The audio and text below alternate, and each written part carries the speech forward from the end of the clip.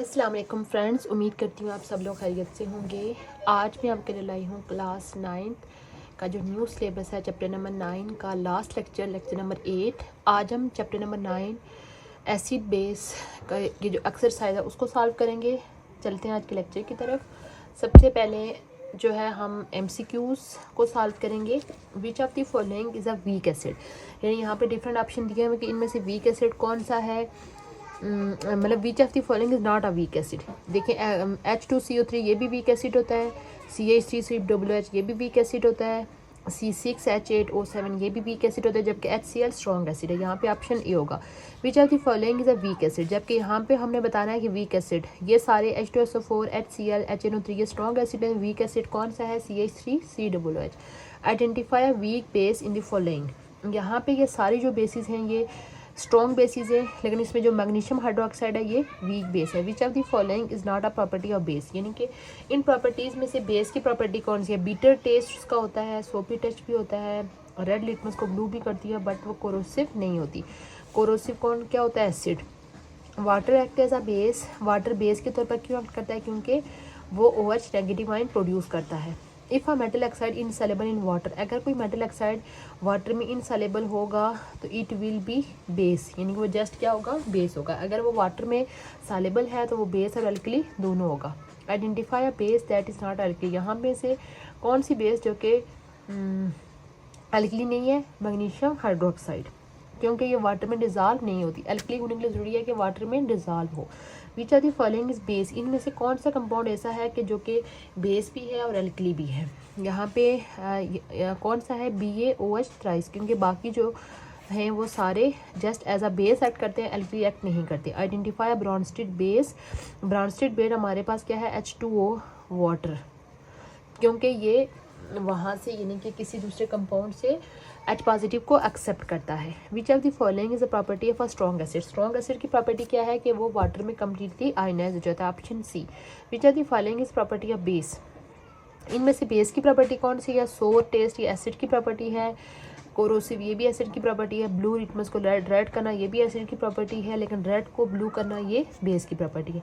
When magnesium metal react with sulphuric acid, जब magnesium metal sulphuric acid के साथ react करती है तो हमने पढ़ा था कि जब कोई मेटल किसी भी एसिड के साथ रिएक्ट करेगी तो साल्ट और बेस बनेगी। तो यहाँ पे देखिए इन दोनों ऑप्शन में वाटर दिया हुआ है, यहाँ पे होगा option C, magnesium sulphate and hydrogen gas. When a base react with ammonium salt, base जब अमोनियम साल्ट के साथ रिएक्ट करती है तो यहाँ पे देखिए अमोनियम है तो यहाँ पे क्या होती है? Ammonia gas provide. इसका रिएक्शन भी देख लें, ये पीछे बुक पे कहीं भी नहीं दिया हुआ। सपोज हमारे पास बेस है NaOH, ये वाली बेस है, तो ये रिएक्शन कर रहा है अमोनियम साल्ट, कोई भी अमोनियम साल्ट ले लें। सपोज हमारे पास अमोनियम क्लोराइड है, यहाँ पे ये वाला N और ये Cl मिलके हमारे पास क्या बना लेंगे? NaCl बना लेंगे। यहाँ से NH3 अमोनिया गैस बन जाएगी और यहाँ से एक H और ये वाला OH मिलके क्या बना लेंगे? वाटर। यानी कि जब कोई बेस अमोनियम साल्ट के साथ रिएक्ट करती है तो कौन सी गैस प्रोड्यूस होती है? अमोनिया गैस प्रोड्यूस होती है। नेक्स्ट शॉर्ट क्वेश्चन देख लेते हैं। Define Bronsted Lowry acid and bases with example. ये सिंपल जो ब्रॉन्स्टेड लोरी का हमने टॉपिक पढ़ा था पेज नंबर 100 पे, ये दोनों की अलग अलग डेफिनेशन मेंशन है। Differentiate between strong acid and weak acid, strong acid और वीक एसिड पेज नंबर 101 पे दोनों की डेफिनेशन है। स्ट्रॉन्ग एसिड कौन से होते हैं और वीक एसिड कौन से होते हैं। नेक्स्ट क्वेश्चन है differentiate between strong base and weak base, give example of each. Same यहाँ पे स्ट्रॉन्ग एसिड और उनके आगे यहाँ पे पेज नंबर 102 पे स्ट्रॉन्ग बेस और वीक बेस और उसकी डिफरेंट एग्जांपल भी मेंशन है। Give the dissociation equation of strong acid and weak acid in aqueous solution. उसके बाद इसी के नेक्स्ट पेज पे पेज 104 पे एक्वस सोल्यूशन की ये वीक एसिड स्ट्रॉन्ग एसिड दोनों की और बेसिस की सबकी डिसोसिएशन इक्वेशन लिखी हुई है। उसके बाद नेक्स्ट है कि differentiate between alkali and base, alkali और बेस के अंदर क्या डिफरेंस है? ये पेज नंबर 103 में है, डिटेल में इसको हमने डिस्कस किया था। उसके बाद give the reaction of acid with metal and carbonates, यहाँ पे पेज नंबर 105 पे मेटल और कार्बोनेट दोनों के साथ रिएक्शन मेंशन है। उसके बाद नेक्स्ट क्वेश्चन है कि give the reaction of base with acid and salts. यहाँ पे आपकी बुक पे तो आई थिंक अलग से बेस के रिएक्शन दिए नहीं हुए, लेकिन आप ये खुद से लिख सकते हैं कि लिखा हुआ reaction of base with acid. तो ये हमने एसिड के रिएक्शन में हमने पढ़ा था रिएक्शन विद बेस। तो सेम जब आप बेस का रिएक्शन लिखेंगे तो सेम यही होगा, जस्ट आप बेस को पहले लिख लें, एसिड को बाद में लिख लें, या जैसे भी लिख लें, लेकिन ये रिएक्शन विद बेस ये वाला हो जाएगा। एसिड ऊपर हेडिंग दे देनी है reaction of base with acid. उसके बाद अमोनियम साल्ट का अभी जो मैंने आपको यहाँ पे एक्सप्लेन किया, सेम वही जो रिएक्शन है NH4Cl का, वो आप इसमें लिख सकते हैं। How the strength of acid and base is described. Acid और बेस की स्ट्रेंथ कैसे डिस्क्राइब की जाती है, ये हम ऑलरेडी पीछे पढ़ चुके हैं कि उनकी स्ट्रेंथ डिपेंड करती है उनकी आयनाइजेशन के ऊपर। अगर वो मुकम्मल आयनाइज हो रहे हैं तो वो स्ट्रॉन्ग एसिड होंगे, और अगर पार्शली आयनाइज होंगे तो वीक एसिड होंगे। उसके बाद विद एग्जांपल आप इसको प्रूफ भी कर सकते हैं। लॉन्ग क्वेश्चन देख लें। HCl हमारे पास स्ट्रॉन्ग एसिड है, जबकि CH3 यानी एसिडिक एसिड वीक एसिड है। ठीक है, इसकी क्या रीज़न है, यहाँ पे आप इन दोनों की इक्वेशन लिखिए, जैसे ये पीछे इनकी इक्वेशन मेंशन है। यहाँ पे पेज नंबर 102 पे इनकी पहले आप इनकी सिंपल लिखें कि किसी एसिड के स्ट्रॉन्ग और वीक की डेफिनेशन, कि किसी एसिड के स्ट्रॉन्ग और वीक के अंदर क्या चीज़ कंसीडर की जाती है। ठीक है, फिर एग्जांपल लिख के फिर आपने बताना है कि HCl के अंदर एक ही H पॉजिटिव होता है जो कि वहाँ से रिलीज़ होता है, जबकि CH3 में हमारे पास 4 H हैं, लेकिन उनमें से जस्ट एक H रिलीज़ हो रहा है। ठीक है, ये इसकी रीज़न है कि ये हमारे पास क्या है, वीक एसिड है, ये कम्प्लीटली आयोनाइज नहीं होता। उसके बाद नेक्स्ट है कि एसिड और बेस की प्रॉपर्टीज़ को कंपेयर करें। यहाँ पे अगर ये लॉन्ग क्वेश्चन आता है तो यहाँ पे पेज नंबर 104 पे तो जस्ट 4 प्रॉपर्टीज़ लिखी हुई हैं। आप इसके अलावा भी इनकी और प्रॉपर्टीज़ मेंशन कर सकते हैं, जैसे जो इनकी रिएक्शंस हैं ये भी प्रॉपर्टीज़ के अंदर आती हैं, इनकी केमिकल प्रॉपर्टीज़ होती हैं। ठीक है, तो आप इसमें रिएक्शन विद कार्बोनेट्स के साथ कैसा रिएक्शन है, रिएक्शन विद बेस, ये सारी चीज़ें जो है वो आप मेंशन कर सकते हैं। उसके बाद नेक्स्ट है कि justified that BaOH is a base as well as alkali but magnesium hydroxide is not a base. ठीक है, अब यहाँ पे भी सिंपल आपने बेस और एल्कली की डेफिनेशन लिखनी है।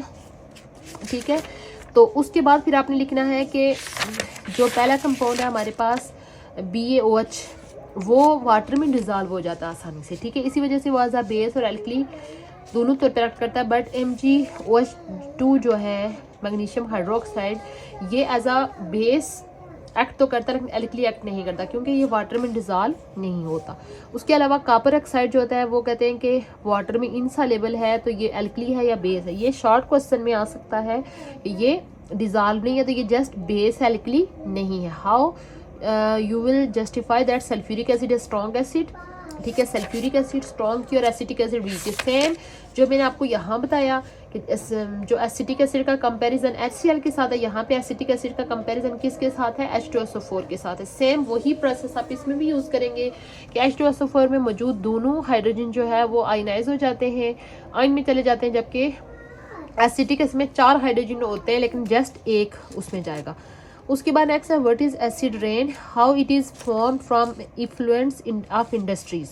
एसिड रेन की सिंपल डेफिनेशन, और फिर इंडस्ट्रीज़ के इफ्लुएंस में हमारे पास जो इंडस्ट्री से निकलने वाला स्मोक है, जहाँ पे ये नाइट्रोजन के ऑक्साइड और ऑक्सीजन सल्फर के ऑक्साइड मौजूद होते हैं, आप ये लिख सकते हैं कि उसके इफ्लुएंस में ये चीज़ें प्रेजेंट होती हैं। फ़ज़ा में जाएंगे और वहाँ पे वाटर वेपर्स के साथ मिलके एसिड बना लेंगे, वही एसिड जब बारिश के पानी में मिक्स हो जाएगा तो फिर उस तरह से एसिड रेन के फॉर्म में ज़मीन पे आएगा। उसके बाद नेक्स्ट है कि how the acid rain effect buildings and monuments that contain metals. कि कहते हैं कि एसिड रेन जो होती है वो उन बिल्डिंग्स और मोनूमेंट्स को कैसे डिस्टर्ब करती है या तबाह करती है जिनके अंदर मेटल मौजूद होती है। ठीक है, पीछे आप देखें कि हमने एसिड का रिएक्शन मेटल के साथ देखा था कि मेटल के साथ कैसे रिएक्शन होता है। ये देखें पेज नंबर 105 पे ये देख सकते हैं कि मेटल के साथ रिएक्शन करके साल्ट और क्या बन जाता है, हाइड्रोजन गैस रिलीज होती है। अब आप देखें कि ओपन एयर में अगर हमारे पास कोई चीज़ें मेटल की बनी हुई हैं तो मुसलसल उनके ऊपर एसिड रेन गिर रही है, मुसलसल क्या होगा कि एसिड का उस मेटल के साथ रिएक्शन होता जाएगा। तो रिएक्शन होने से क्या होगा कि वहाँ पे मेटल की सरफेस पे साल्ट और साथ में हमारे पास हाइड्रोजन गैस रिलीज होती जाएगी। तो साल्ट आपको पता है जो पानी के साथ वॉश आउट होता जाएगा, आहिस्ता आहिस्ता क्या होगा कि वो जो चीज़ जो भी मेटल की बनी हुई है वो आहिस्ता आहिस्ता डैमेज होती होती बिल्कुल मुकम्मल तौर पे क्या हो जाएगी, ख़त्म हो जाएगी। Why building and monuments made of marble, same उसी तरह कहते हैं कि वो बिल्डिंग जो कि मार्बल की बनी हुई होती हैं वो एसिड रेन से कैसे मुतासिर होती हैं। मार्बल हमारे पास क्या होता है, कैल्शियम कार्बोनेट होता है, कैल्शियम कार्बोनेट, इनके साथ एसिड का रिएक्शन होता है। सपोज हमारे पास एसिड के अंदर से अगर H पॉजिटिव हो तो ये जब रिएक्शन करेगा हमारे पास ये जो कैल्शियम आयन यानी कि ये अलग हो जाएगा, उसके अलावा CaCO3 होता है, उसके अलावा कार्बन डाइऑक्साइड गैस निकल जाएगी और साथ में वाटर। ठीक है, यहाँ पे अगर हमारे पास H2SO4 है, H2SO4, तो यहाँ पे हमारे पास कैल्शियम सल्फेट बन जाएगा। ठीक है, यानी कि जो भी मार्बल की चीज़ें हैं वो कैल्शियम कार्बोनेट होगा, मुसलसल उसका जो जितनी भी हमारे पास मार्बल की चीज़ें बनी हुई हैं उनके ऊपर मुसलसल एसिड रेन पड़ने से वो डिस्ट्रॉय होता जाएगा, उसमें सुराख होते जाएंगे, यानी कि क्योंकि वो मुसलसल उसका रिएक्शन एसिड के साथ होता जा रहा है और रिएक्शन होते आगे नेक्स्ट प्रोडक्ट्स बनते जा रहे हैं। ठीक है, इसी वजह से वो मार्बल की जितना भी चीज़ यानी कि जो चीज़ मार्बल से बनी हुई होगी उसके ऊपर मुसलसल एसिड रेन पड़ने से वो डिस्ट्रॉय होता जाएगा। उसके बाद लास्ट क्वेश्चन है, what is the effect of acid rain on over daily life. Acid का इसका डेली लाइफ पे क्या इफेक्ट है, पेज नंबर 104 पे उसके डिफरेंट इफेक्ट्स लिखे हुए, आप इसको खुद मज़ीद एक्सटेंड करके लिख सकते हैं। उम्मीद करती हूँ आपको आज का लेक्चर अच्छा लगा होगा। अगर चैनल पे पहली दफ़ा आए हैं तो प्लीज़ चैनल को लाजमी सब्सक्राइब कर लीजिए और अपने दोस्तों के साथ भी शेयर कीजिए ताकि मैं आपके लिए न्यू वीडियोस लेके आ सकूँ। इंशाल्लाह बहुत जल्द मैं न्यू टॉपिक के साथ हाजिर होंगी, तब तक के लिए अल्लाह हाफिज़।